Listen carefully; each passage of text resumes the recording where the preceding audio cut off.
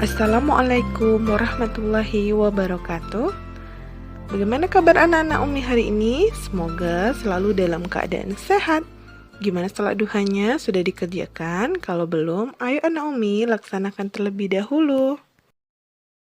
Hari ini kita belajar tematik tema 2, subtema 1, manfaat tumbuhan bagi kehidupan manusia, halaman 104. Hari ini kita belajar muatan bahasa Indonesia, pengertian dongeng. Dongeng merupakan cerita khayalan. Dongeng biasanya berisi pesan atau amanat atau sesuatu yang ingin disampaikan penulis. Tokoh yang ada dalam dongeng bisa manusia, hewan, atau tumbuhan. Sedangkan alur adalah rangkaian peristiwa dalam cerita.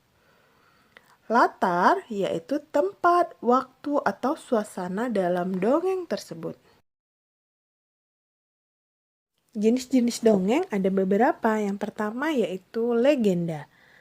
Legenda adalah dongeng mengenai peristiwa sejarah suatu nama daerah atau asal-usul daerah. Contohnya Tangkuban Perahu atau Danau Toba.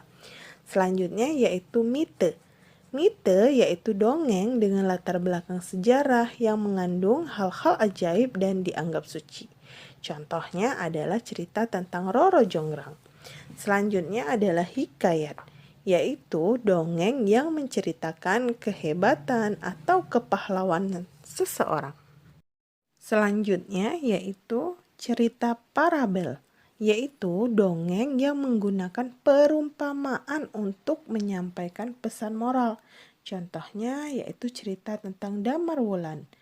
Dan cerita fabel, yaitu dongeng yang tokohnya adalah hewan dan menceritakan tentang kehidupan mereka. Contohnya si kancil dan si buaya. Sekarang kita belajar muatan matematika. Silahkan anak Umi buka buku halaman 104.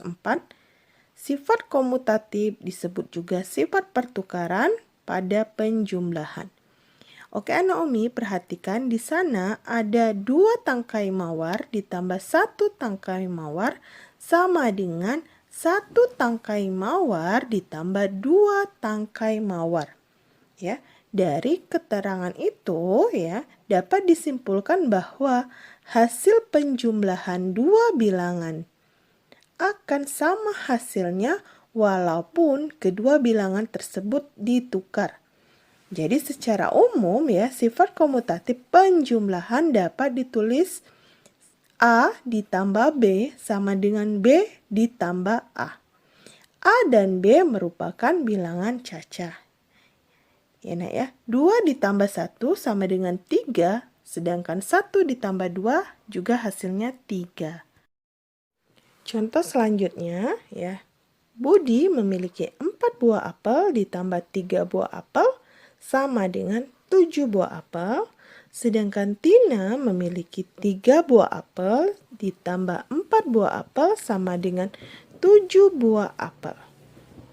Nah, dari kedua contoh tersebut dapat dilihat bahwa 4 ditambah 3 sama dengan 3 ditambah 4 sama dengan 7 ya.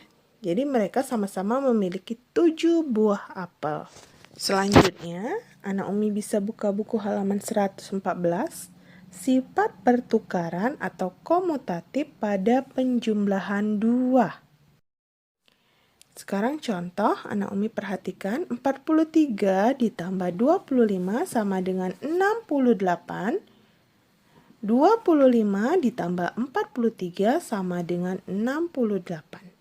Nah, berdasarkan contoh tersebut dapat kita lihat bahwa 43 ditambah 25 sama dengan 25 ditambah 43 sama-sama mendapatkan hasil yaitu 68. Secara umum dapat ditulis pertukaran tersebut adalah A ditambah B sama dengan B ditambah A.